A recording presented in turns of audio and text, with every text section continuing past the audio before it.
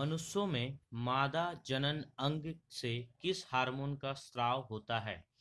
तो मनुष्यों में मादा जनन अंग यानी महिलाओं की जो जनन अंग है उससे किस हार्मोन का स्राव होता है? तो ऑप्शन है एस्ट्रोजन, प्रोजेस्ट्रोजन, रिलैक्सिन या सभी कथन सत्य है। तो इसका करेक्ट आंसर हो जाएगा रिलैक्सिन, यानी कि महिलाओं के जनन अंग से रिलैक्सिन हार्मोन का स्राव होता है। तो आइए जानते हैं बाकी ऑप्शन। एस्ट्रोजन क्या है? तो एस्ट्रोजन के बारे में जानते हैं। एस्ट्रोजन जो है, एस्ट्रोजन क्या होता है? यह एक प्रमुख महिला सेक्स हार्मोन होता है तथा यह मासिक धर्म चक्र को विनियमित करने में मदद करता है। प्रोजेस्टेरोन क्या होता है? प्रोजेस्टेरोन यह हार्मोन महिला तथा पुरुष दोनों में ही पाया जाता है। यह हार्मोन क्या होता है? महिला तथा पुरुष दोनों में ही पाया जाता है और यह महिला के भ्रूण को पोषण प्रदान करता है तथा पुरुषों में स्पर्म बनाने में सहायता करता है। चलिए, रिलैक्सिन हार्मोन के बारे में आपको बता देते हैं थोड़ा सा कि रिलैक्सिन हार्मोन एक्चुअली क्या होता है। यह हार्मोन महिला के प्रजनन प्रक्रिया के लिए महत्वपूर्ण रूप से जिम्मेदार है तथा गर्भ धारण करने के लिए भी जिम्मेदार होता है। ठीक है, और महिला के गर्भ धारण करने के 3 महीने के भीतर इस हार्मोन का शरीर से बहुत ज़्यादा मात्रा में इस शरीर में बढ़ा हुआ पाया जाता है। ठीक है, और यह हार्मोन महिलाओं के रक्त वाहिकाओं को आराम देकर उनके रक्तचाप को कम भी करता है। तो इसका सही आंसर हो जाएगा रिलैक्सिन। तो मनुष्य में मादा जनन अंग से किस हार्मोन का स्राव होता है? तो रिलैक्सिन हार्मोन का स्राव होता है। आइए दूसरे प्रश्न में चलते हैं। दूसरा हमारा प्रश्न है, शरीर की सबसे बड़ी ग्रंथि कौन सी है? तो ऑप्शन है हमारा लाल ग्रंथि, थायराइड ग्रंथि, यकृत या आमाशय। तो शरीर की सबसे बड़ी ग्रंथि हमारी हो जाएगी यकृत। यकृत को हम लोग क्या कहते हैं? लीवर भी कहते हैं। ठीक है, इंग्लिश में इसको लीवर कहते हैं, याद रखिएगा। बहुत लोग कंफ्यूज हो जाते हैं, किडनी को क्या कहते हैं या ठीक है, किडनी को कहते हैं वृक्क और यकृत को कहते हैं लीवर। तो आइए ऑप्शन से चलते हैं, सबका सॉल्यूशन हम लोग देखते हैं। लाल ग्रंथि क्या होती है? लाल ग्रंथि हमारे मुंह में पाई जाती है, हमारे लार में पाई जाती है और लाल ग्रंथि में एक इंजाइम्स होती है। ठीक है, लाल ग्रंथि में एक इंजाइम्स पाई जाती है जिसका नाम होता है टाइलिन। क्या नाम होता है इसका? टाइलिन। याद रखिए, हमारे मुंह के लाल ग्रंथि में एक इंजाइम्स पाई जाती है जिसका नाम होता है टाइलिन। ठीक है, और थायराइड ग्रंथि हम लोग के बॉडी में पाई जाती है जो कि गले में मुख्य रूप से होती है। ठीक है, यहाँ पे थायराइड कैंसर भी होता है और थायराइड कैंसर का उपचार के लिए हम लोग आयोडीन 131 का इस्तेमाल भी करते हैं। आमाशय क्या होता है? आमाशय हमारे पेट में पाया जाता है। ठीक है, और आमाशय क्या करता है? आमाशय से ही HCl गैस रिलीज होती है, यानी हाइड्रोक्लोरिक एसिड। तो इस क्वेश्चन का सही आंसर हो जाएगा यकृत हमारे शरीर की सबसे बड़ी ग्रंथि है। आइए नेक्स्ट प्रश्न पे चलते हैं। नेक्स्ट हमारा प्रश्न है, मनुष्य में ऐच्छिक गतियों का नियंत्रण किसके द्वारा होता है? तो मनुष्यों में ऐच्छिक गति का नियंत्रण जो होता है वो किसके द्वारा होता है? तो ऑप्शन है सेरिब्रम, थायराइड, सेरिबेलम या इनमें से कोई नहीं। तो इसका सही आंसर हो जाएगा सेरिब्रम के द्वारा। ठीक है, मनुष्यों की जो ऐच्छिक गति होती है उन्हें सेरिब्रम के द्वारा होता है। ऐच्छिक गति किसे कहते हैं? ऐच्छिक गति वे गति हैं जो मनुष्य मतलब खुद से कर सकते हैं। ठीक है, जैसे हमारा जो मन करता है अगर हम वो करते हैं तो ये हमारी अच्छी गति है। और ऐसी गति जो हमारा मन नहीं कर रहा है या हम खुद से नहीं कर सकते उसका आना ऑटोमेटिक है। जैसे छींक का आना, छींक आप खुद की मर्जी से नहीं ला सकते। हिचकी आना आपकी खुद की मर्जी से नहीं आ सकती। ठीक है, दिल का धड़कना ये सब जो है ये हमारी अनिच्छिक गति है, ये ऑटोमेटिक होता है। और अच्छी गति उसे कहते हैं जो हम खुद से करते हैं। जैसे कि हम किसी से प्रेम कर सकते हैं, हम किसी से घृणा कर सकते हैं। ठीक है, ये हमारी अच्छी गति है। हम भूख प्यास आदि को कंट्रोल कर सकते हैं, दर्द को हम सह सकते हैं, किसी गंध को सूंघ सकते हैं। ठीक है, सुख दुख का अनुभव कर सकते हैं, ज्ञान को हम ले भी सकते हैं, नहीं भी ले सकते हैं। ये हमारी अच्छी गति है। तो याद रखिए कि अच्छी गति का नियंत्रण हमारा कौन करता है? सेरिब्रम। तो सेरिब्रम के द्वारा हमें क्या होता है? स्मृति, सक्रियता, ज्ञान, दया, प्रेम, क्षमा, घृणा, भूख प्यास, दर्द, गंध, सुख दुख का अनुभव होता है। थायराइड ग्रंथि क्या होता है? थायराइड हमारे गले की ग्रंथि होती है। ठीक है, उसे थायराइड ग्रंथि कहते हैं। ठीक है, और क्या होता है जब नमक की मात्रा बढ़ जाती है तो क्या होता है? नमक की कमी से थायराइड ग्लैंड बढ़ जाता है। याद रखिए, सेरिब्लम क्या होता है? सेरिब्लम या मस्तिष्क का दूसरा सबसे बड़ा भाग है। अच्छा, सेरिब्रम के बारे में जब हम पढ़ रहे थे तो एक चीज याद रखिए, सेरिब्रम ये जो है मस्तिष्क का सबसे बड़ा भाग है। ठीक है, मस्तिष्क का सबसे बड़ा भाग है सेरिब्रम। और सेरिब्लम जो है ये सेकेंड हाईएस्ट यानी कि सेकेंड सबसे लार्जेस्ट बॉडी का नहीं, मस्तिष्क का बड़ा भाग है। तो सेरिबेलम जो है ये मस्तिष्क का दूसरा सबसे बड़ा हिस्सा है। इसका कार्य शरीर के क्रियाओं में समन्वय स्थापित करना है। ठीक है, इसका कार्य क्या होता है? शरीर की क्रियाओं में समन्वय स्थापित करना, मतलब लीवर, किडनी, दिल, शिरा, धमनी सभी में समन्वय स्थापित करके रखने का कार्य है सेरिबेलम का। ठीक है। एक ऑप्शन यहाँ पे नहीं है हाइपोथैलेमस। अगर हाइपोथैलेमस होता तो याद रखिए हाइपोथैलेमस जो होता है हमारे बॉडी के टेम्परेचर को, हमारी नींद का आना, थकान का आना, इन सबको कंट्रोल करके रखता है, यानी नियंत्रित करके रखता है। ठीक है, तो इस क्वेश्चन का आंसर हो जाएगा सेरिब्रम। मनुष्य में ऐच्छिक गतियों का नियंत्रण कौन करता है? सेरिब्रम करता है। आइए तीसरे क्वेश्चन में आते हैं हम। चौथे क्वेश्चन में, शरीर का तापमान कहाँ नियंत्रित होता है? तो शरीर का तापमान नियंत्रित होता है, ऑप्शन है स्पाइनल कॉर्ड, सेरिबेलम में, हाइपोथैलेमस में या पिट्यूटरी ग्लैंड में। तो शरीर का तापक्रम हमारा नियंत्रित होता है हाइपोथैलेमस में।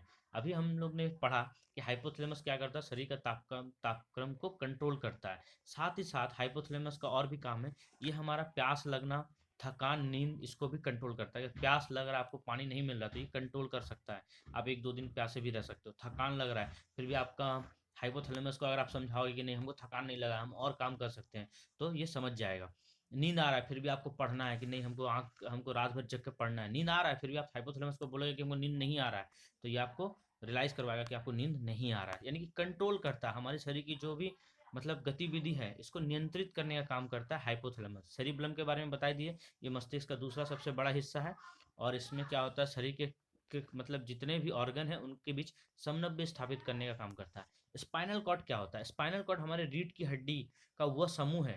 स्पाइनल कॉर्ड क्या है? हमारी रीढ़ की हड्डी का वह समूह है जो दिमाग के संदेश को शरीर के विभिन्न जगह तक पहुंचाने का कार्य करता है। ठीक है, दिमाग के संदेश को क्या करता है? शरीर के विभिन्न भागों तक पहुंचाने का कार्य करता है। स्पाइनल कॉर्ड के नीचे वाले हिस्से में अगर गंभीर चोट आपको लग जाएगी तो आपको लकवा हो सकता है, लकवा मार सकता है, जिसे हम लोग साइंस की भाषा में पैरेप्लेजिया कहते हैं। क्या कहते हैं? पैरेप्लेजिया, पैरेप्लेजिया कहा जाता है। ठीक है, और गर्दन में अगर चोट लग गई, आपको बहुत गंभीर रूप से अगर आपको गर्दन में चोट लग गई, तो इसके कारण पीड़ित व्यक्ति के दोनों हाथों और पैरों में, दोनों में लकवा मार सकता है, जिसे क्वाड्रिप्लेजिया कहते हैं, क्वाड्रिप्लेजिया। तो स्पाइनल कॉर्ड में चोट लगने के बारे में, चोट लगने से जो लकवा होता है उसको पैरेप्लेजिया कहते हैं, और गर्दन में चोट लगने के कारण जो शरीर हाथ में लकवा होता है उसे क्वाड्रिप्लेजिया कहते हैं। आइए हम चलते हैं हमारे नेक्स्ट क्वेश्चन पे। पांचवा हमारा क्वेश्चन है, अमीबा में भोजन का अंतर्ग्रहण किसके द्वारा होता है? ऑप्शन है कूटपाद, कोशिका मुंह, सीलिया या गुद्दा द्वार। तो अमीबा में जो है वो भोजन का अंतर्ग्रहण किसके द्वारा होता है? कूटपाद के जरिए होता है। कूटपाद एक्चुअली होता क्या है? तो कूटपाद जो होता है वो अमीबा का पैर होता है, जो नकली पैर हम लोग कह सकते हैं। ठीक है, तो अमीबा के बारे में थोड़ा सा जानते हैं। अमीबा जो है एक्चुअली ये जीव विज्ञान के वर्गीकरण का एक वंश है। ठीक है, तथा इस वंश के सभी सदस्यों को अमीबा कहा जाता है। यानी अभी अमीबा वर्ग के सभी वंश सदस्यों को अमीबा ही कहा जाता है लगभग। यह एक्चुअली है क्या? अमीबा एक प्रोटोजोआ है जो अधिकांश तालाब में, पानी के गड्ढों में, मीठे पानी की झीलों में तथा नदियों में पाया जाता है। अमीबा क्या करता है? कूटपाद की सहायता से भोजन का अंतर्ग्रहण करता है। कूटपाद, इसके शरीर में एक नकली पैर होते हैं, और इस कूटपाद से एक एक रस निकलता है जिसको कोसा रस कहते हैं। तो ये कोसा रस जब बाहर निकलता है तो उसमें से फिर से नया इसके पैर निकलने शुरू हो जाते हैं, कूटपाद। तब जब इसके बहुत सारे पैर हो जाते हैं तो ये मनुष्यों की तरह क्या करता है? अपने भोजन को पकड़ता है पैरों की सहायता से इकट्ठा करके, और उसके बाद उसको खा जाता है। ठीक है, अमीबा पूछेगा कि कौन सा ऐसा प्रोटोजोआ है जो मनुष्यों की तरह ही अपना भोजन करता है, तो आंसर मारिएगा अमीबा। अमीबा जो है वो जीवित प्राणियों की तरह ही अपना भोजन करता है। तो अमीबा में भोजन का अंतर्ग्रहण किसके द्वारा होता है? कूटपाद के द्वारा, जो कि उसके नकली पैर होते हैं। कोशिका, कोशिका के बारे में आपको पता ही है, सीलिया और गुरुद्वारा, ये ऑप्शन नहीं होगा। तो हमारा सही आंसर क्या हो जाएगा? कूटपाद। आइए नेक्स्ट प्रश्न में चलते हैं। नेक्स्ट प्रश्न हमारा है, नेक्स्ट प्रश्न है, निम्न में से कौन सा एंजाइम्स लार में पाया जाता है? तो ऑप्शन है पेप्सिन, ट्रिप्सिन, टाइलिन या काइमोट्रिप्सिन। ठीक है, तो निम्न में से कौन सा एंजाइम हमारे लार में पाया जाता है? तो हमारे लार में एक एंजाइम्स पाया जाता है जो मैंने आपको पहले क्वेश्चन में बताया, उसका नाम है टाइलिन। तो टाइलिन एंजाइम्स जो होता है हमारे लार में पाया जाता है। ठीक है, तो टाइलिन एक्चुअली होता क्या है? टाइलिन होता है, हम जब भी भोजन करते हैं तो हमारे मुख में सबसे पहले कार्बोहाइड्रेट का पाचन होता है, और इस कार्बोहाइड्रेट को पचाने का काम यही लाल ग्रंथि, जो कि लाल ग्रंथि में उपस्थित जो टाइलिन है, यही टाइलिन करता है, और कार्बोहाइड्रेट को मुंह में ही पचा देता है। बाकी बचा प्रोटीन और बाकी चीज वो शरीर में हमारे फूड पाइप के जरिए स्टोमक में चली जाती है, पेट में चली जाती है, उसके बाद उसको लीवर, उसके बाद छोटी आंत पचाने का कार्य करता है। तो याद रखिए कि निम्न में से कौन सा एंजाइम लार में पाया जाता है? तो टाइलिन पाया जाता है। अगर आपसे पूछ दे पेप्सिन क्या कार्य करता है, तो याद रखिए पेप्सिन जो होता है, जो हम भोजन करते हैं, भोजन जाके जब हमारे स्टोमक में जाता है, तो स्टोमक में हम लोग के दो एंजाइम पाए जाते हैं, एक होता है पेप्सिन और एक होता है रेनिन। तो पेप्सिन क्या करता है, पेप्सिन करता है भोजन के पचे हुए पदार्थों को पचाने का काम। पेप्सिन भी एक एंजाइम से जो भोजन भोजन में स्थित प्रोटीन को पचाने का काम करता है पेप्सिन। और दूध से रिलेटेड जितना सामान है, उससे रिलेटेड जितना सामान है उसको पचाने का काम करेगा रेनिन। तो दूध से बने पदार्थों को या दूध से बने प्रोटीन को पचाएगा रेनिन, और भोजन से संबंधित प्रोटीन को पचाएगा पेप्सिन। ठीक है, इसको याद रखिए आप। अच्छा, एक ऑप्शन आपका नीचे दिख रहा है काइमोट्रिप्सिन। काइमोट्रिप्सिन क्या है, इसके बारे में थोड़ा सा जान लीजिए। काइमोट्रिप्सिन या एक दवा है जो दर्द तथा सूजन में सहायता होता है। ठीक है, ये एक मेडिसिन है। यह दवा क्या काम करता है, ये प्रोटीन को ना छोटे छोटे टुकड़ों में तोड़ देता है ताकि रक्त का प्रवाह जल्दी से हो सके और उस क्षेत्र में रक्त की पूर्ति बढ़ जाए। मान लीजिए जिस जगह पे आपके सूजन है, सूज गया है, ठीक है, या वहाँ पे बहुत दर्द हो रहा है, तो ये दवा लेने पे क्या होता है, वहाँ पे रक्त का बहाव तेजी से शुरू कर देता है, रक्त वहां से जल्दी जल्दी प्रवाह होने लगता है, तो आपका सूजन में कमी हो जाती है तथा दर्द भी कम हो जाता है। याद रखिए, तो काइमोट्रिप्सिन क्या है, एक दवा है। और इस क्वेश्चन का आंसर हो जाएगा टाइलिन। निम्न में से कौन सा एंजाइम लार में पाया जाता है, तो टाइलिन हमारे लार में पाया जाता है, ये एक एंजाइम से। नेक्स्ट प्रश्न में चलते हैं। नेक्स्ट हमारा प्रश्न है ऊर्जा उत्पादन के लिए कोशिका प्राय किसका उपयोग करती है। तो ऊर्जा उत्पादन करने के लिए कोशिका उपयोग करती है किसका, ऑप्शन है अमीनो अम्ल, ग्लूकोज, वसा अम्ल या सुक्रोज का। तो ऊर्जा उत्पादन करने के लिए कोशिका हमेशा किसका उपयोग करेगी, हमेशा ग्लूकोज का उपयोग करेगी। याद रखिए, हम लोग को एनर्जी कहाँ से मिलता है, ग्लूकोज से मिलता है, तो इसका सही आंसर हो जाएगा ग्लूकोज। ग्लूकोज के बारे में थोड़ा सा जान लीजिए। ग्लूकोज क्या है, ग्लूकोज एक सरल कार्बोहाइड्रेट है जो तत्काल एनर्जी देता है। आप लोग ऐड भी देखे होंगे कि ग्लूकोज पीजिए इंस्टेंट एनर्जी मिलेगा, तो वही ग्लूकोज है। ग्लूकोज एक सरल कार्बोहाइड्रेट होता है जो हम लोग को तत्काल एनर्जी प्रदान करता है। ये क्या होता है, ये जल में घुलनशील होता है। ठीक है, अगर आपसे पूछे जल में घुलनशील विटामिन क्या है, तो बी और सी है, और वसा में घुलनशील विटामिन बी सी को छोड़कर बाकी सभी तो जल में घुलनशील होता है। ग्लूकोज भी जल में घुलनशील होता है। अगर ग्लूकोज का आपसे फॉर्मूला पूछ दे, रासायनिक सूत्र पूछ दे, तो याद रखिए इसका फॉर्मूला होता है C6H2O6। याद रखिए इसका फॉर्मूला क्या होता है, C6H2O6। हमारा बाकी ऑप्शन देख लेते हैं। अमीनो अम्ल, अमीनो अम्ल आप जानते हैं कि ये प्रोटीन क्या होता है, अमीनो अम्ल में टूटता है, और अमीनो अम्ल फिर एंजाइम्स में टूटते हैं। ठीक है, और इस तरह से उसका पाचन होता है प्रोटीन का। तो हमारे शरीर में 20 से 22 अमीनो अम्ल पाए जाते हैं। वसा अम्ल क्या होता है, वसा में उपस्थित अम्ल ही वसा अम्ल होता है। ठीक है, सुक्रोज, सुक्रोज क्या होता है, सुक्रोज जो है ये एक चीनी है। सुक्रोज एक आम चीनी है जो एक तरह का डिसैकराइड है। ये चीनी, ये सुक्रोज क्या होता है, एक तरह का डिसैकराइड होता है, पर इसमें उपस्थित दो मोनोसैकराइड भी होते हैं जिसे ग्लूकोज और फ्रुक्टोज कहा जाता है। क्या कहा जाता है मोनोसैकराइड को, ग्लूकोज और फ्रुक्टोज। सुक्रोज जो है प्राकृतिक रूप से पौधे से, मतलब गन्ने के पौधे से हम लोग प्राप्त करते हैं। ठीक है, इसका इस्तेमाल मुख्य रूप से टेबल शुगर यानी कि चीनी, हम लोग टेबल शुगर मतलब किसको कहते हैं, चीनी को करते हैं, जो हम लोग घर घर में इस्तेमाल करते हैं उसको टेबल शुगर कहते हैं। तो इसका इस्तेमाल जो होता है सुक्रोज का, मुख्य रूप से चीनी को परिष्कृत करने में किया जाता है, और इसका भी सूत्र होता है C12H22O11। तो सुक्रोज का सूत्र क्या होता है, C12H22O11 होता है।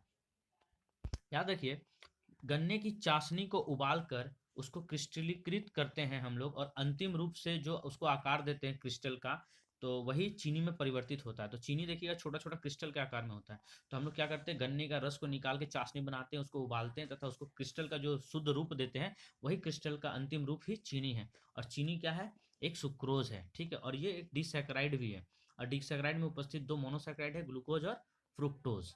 और चीनी को टेबल शुगर भी कहा जाता है। ठीक है, तो इस क्वेश्चन का आंसर था ऊर्जा उत्पादन के लिए कोशिका प्राय किसका उपयोग करती है, तो ग्लूकोज का उपयोग करती है। हम लोग को एनर्जी कौन देता है, ग्लूकोज देता है। आइए नेक्स्ट प्रश्न चलते हैं। नेक्स्ट हमारा 8वां प्रश्न है किस अभिक्रिया के द्वारा पौधे में ऑक्सीजन बाहरी वातावरण से कोशिकाओं में पहुंचता है। बोला ऐसा कौन सी अभिक्रिया है जिसके द्वारा पौधों में जो ऑक्सीजन है वो बाहरी वातावरण से यानी बाहर से कोशिकाओं में पहुंचता है। तो ऑप्शन है क्यूनन, विसरण, दहन या प्रकाश संश्लेषण। तो इसका करेक्ट आंसर हो जाएगा, क्या हो जाएगा करेक्ट आंसर, विसरण। विसरण के माध्यम से क्या होता है, विसरण के माध्यम से ऑक्सीजन बाहरी वातावरण से कोशिकाओं में पहुंचता है। तो आप जान लीजिए कि विसरण एक्चुअली होता क्या है। विसरण क्या होता है, विसरण एक ऐसी प्रक्रिया होती है जो हमारे वायुमंडल में उपस्थित ऑक्सीजन को क्या करती है, पौधों के कोशिकाओं में पहुंचाने का कार्य करती है। और बाकी ऑप्शन है क्यूनन। क्यूनन क्या होता है? तो क्यूनन एक जैव रासायनिक क्रिया है, इसमें एक जटिल कार्बनिक यौगिक, ठीक है, सूक्ष्म सजीवों की सहायता से सरल कार्बनिक यौगिकों में विघटित होता है। याद रखिए, क्यूनन आपको अगर साधारण भाषा में समझना है तो आप इससे समझ सकते हैं कि हम लोग पाव रोटी, बिस्कुट बनाने में, दही, सिरका बनाने में इसका उपयोग करते हैं क्यूनन का। ठीक है, इस प्रक्रिया में पता है क्या होता है? इस प्रक्रिया में होता है कि ऑक्सीजन, इस प्रक्रिया में ऑक्सीजन की आवश्यकता नहीं पड़ती है। ठीक है, क्यूनन के प्रयोग से अल्कोहल और शराब का निर्माण किया जाता है। ठीक है, ये एक जैव रासायनिक क्रिया है और इसमें जटिल जो कार्बनिक यौगिक होते हैं वो सूक्ष्म सजीवों यानी कि सूक्ष्म बैक्टीरिया बोल सकते हैं की सहायता से सरल कार्बनिक यौगिकों में विघटित होता है और इस प्रक्रिया में ऑक्सीजन की आवश्यकता नहीं होती। यानी कि बैक्टीरिया का जमना या उसको क्या करते हैं हम लोग, जमाना, बैक्टीरिया को उसमें संकुचित करवा देना ही क्यूनन है। इसी के जरिए हम लोग पावरोटी, बिस्कुट, दही, सिरका आदि जमाते हैं। ठीक है, तो होप आप सभी को समझ में आ गया होगा। प्रकाश संश्लेषण आप लोग जानते हैं, पौधे के भोजन निर्माण करने की प्रक्रिया को प्रकाश संश्लेषण कहते हैं। तो इस क्वेश्चन का जो सही आंसर है वो है विसरण। किस अभिक्रिया द्वारा पौधे में ऑक्सीजन बाहरी वातावरण में कोशिकाओं में पहुंचती है? तो आंसर हो जाएगा विसरण के द्वारा। आइए नेक्स्ट प्रश्न में चलते हैं। नेक्स्ट हमारा प्रश्न है, खाद्य पदार्थों का पौधे में स्थानांतरण का मुख्य रूप कौन सा है? तो खाद्य पदार्थों का पौधे में स्थानांतरण का मुख्य रूप क्या है? ऑप्शन है ग्लूकोज, स्टार्च, सुक्रोज या प्रोटीन। तो कोई भी खाद्य पदार्थ है उसका पौधों में स्थानांतरण का मुख्य जो रूप है वो है सुक्रोज। पौधे में क्या होता है? सुक्रोज ही उसका मुख्य रूप से पाया जाता है। तो सुक्रोज क्या होता है? सुक्रोज मैंने आपको बताया कि सुक्रोज क्या है, एक आम चीनी है जो एक तरह का डिसैकराइड है और इसमें मोनोसैकराइड दो उपस्थित रहते हैं जिसको ग्लूकोज और फ्रुक्टोज कहते हैं। तो याद रखिए कि सुक्रोज क्या करता है, पौधों में भोजन का स्थानांतरण करता है। ठीक है, पौधों में क्या करता है? भोजन का स्थानांतरण करता है। ठीक, तो खाद्य पदार्थों का पौधे में स्थानांतरण का मुख्य रूप से कौन सा है? सुक्रोज। अच्छा, आप सोच रहे होंगे कि स्टार्च क्या होता है। ग्लूकोज के बारे में तो आपको बता दिया, ग्लूकोज हम लोग को इंस्टेंट एनर्जी देता है। ठीक है, और इसका जो रासायनिक सूत्र C6H2O6 होता है। ग्लूकोज पाया किस में जाता है? तो चीनी में ग्लूकोज पाया जाता है, मीठे फलों में पाया जाता है, हनी में ग्लूकोज पाया जाता है। तो आप सोच रहे होंगे स्टार्च क्या होता है। स्टार्च जो ऑप्शन है, तो स्टार्च स्टार्च जो होता है ना, स्टार्च जो होता है पौधे की हरी पत्तियों के दौरान उत्पादित अधिक ग्लूकोज से स्टार्च का निर्माण होता है। पौधे की जो हरी पत्तियां हैं, ठीक है, हरी पत्तियों के दौरान उत्पादित जब ग्लूकोज तैयार होता है तो उसमें स्टार्च होता है। जब पौधे प्रकाश संश्लेषण बनाते हैं तो यह पौधे को आरक्षित खाद्य आपूर्ति के निर्माण में भी कार्य करता है। तो प्रकाश के रूप में, प्रकाश की अवस्थिति में जब भी पौधे क्या करते हैं? प्रकाश संश्लेषण क्रिया यानी भोजन बनाने की क्रिया करते हैं, तो वैसे समय में पौधे क्या करते हैं? खाद्य आपूर्ति के रूप में कार्य करते हैं। तथा क्वेश्चन कभी कभी पूछता है कि किस प्रक्रिया के द्वारा आप स्टार्च परीक्षण करेंगे? तो याद रखिए आयोडीन परीक्षण के द्वारा। ये एक वीवीआई क्वेश्चन है कि किस परीक्षण द्वारा आप पता करेंगे कि पौधे में स्टार्च है कि नहीं? तो आयोडीन परीक्षण के द्वारा। तो आयोडीन परीक्षण में होता क्या है? आयोडीन परीक्षण में क्या होता है कि जब भी आप आयोडीन के साथ विलय करिए, आयोडीन का परीक्षण करिएगा पौधे में, तो ये क्या करेगा? ये आयोडीन के विलयन के साथ मिलने पर पौधा क्या होगा? नीला काला रंग प्रदान करता है, नीला काला रंग देने लगता है। तो आप समझ जाइए कि हाँ, इसमें स्टार्च मौजूद है। तो इस क्वेश्चन का आंसर हो जाएगा सुक्रोज। खाद्य पदार्थों का पौधे में स्थानांतरण का मुख्य रूप से कौन सा कारण है? सुक्रोज। आइए नेक्स्ट क्वेश्चन पे चलते हैं। हम लोग सभी क्वेश्चन के साथ उसका ऑप्शन डील कर रहे हैं। हमारा आखिरी क्वेश्चन है, श्वसन की अभिक्रिया में खाद्य पदार्थों की परिणति क्या होती है? तो श्वसन की अभिक्रिया में खाद्य पदार्थों की परिणति क्या होती है? विघटन होती है। श्वसन की अभिक्रिया में खाद्य पदार्थों की जो परिणति होती है वो होती है विघटन। ठीक है, विघटन होती है। तो श्वसन की अभिक्रिया में खाद्य पदार्थों की परिणति क्या होती है? विघटन होती है। इसको आप याद कर लीजिए कि श्वसन करेंगे तो खाद्य पदार्थ में क्या होगा? विघटन होगा। विघटन के जरिए ही खाद्य पदार्थों में हमारी परिणत होती है। ठीक है, तो होप आप सभी को पसंद आया होगा। ये टॉप 10 क्वेश्चन मैं लेके आया था आप लोग के लिए और इस तरह से ही मैं क्वेश्चन लाता रहूँगा और पसंद आए तो आप लोग सपोर्ट करिए। Thank you very much.